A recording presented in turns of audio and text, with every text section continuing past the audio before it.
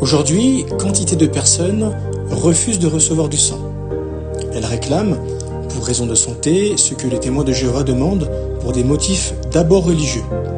Des soins médicaux de qualité associés à des thérapeutiques de remplacement qui ne fassent pas appel au sang.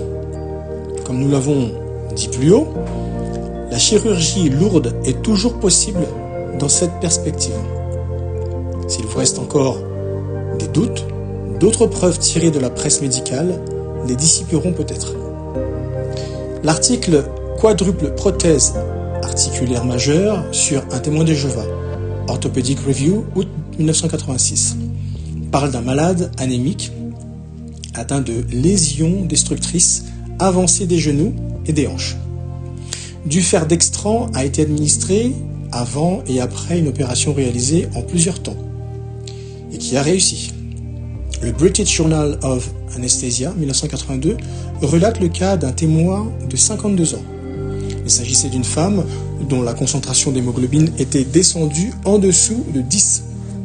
Grâce à une anesthésie hypotensive permettant de limiter les pertes sanguines, on a pu lui poser une prothèse totale de hanches et d'épaules.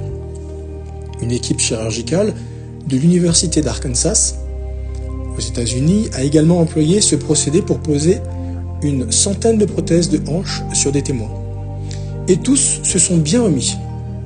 Le chef du service auquel appartenait cette équipe a même déclaré « Ce que nous avons appris avec ces malades, témoins, nous l'appliquons à toutes les personnes auxquelles nous posons des prothèses totales de hanches. » La conscience de certains témoins les autorise à accepter une transplantation d'organes, à condition qu'on n'utilise pas de sang.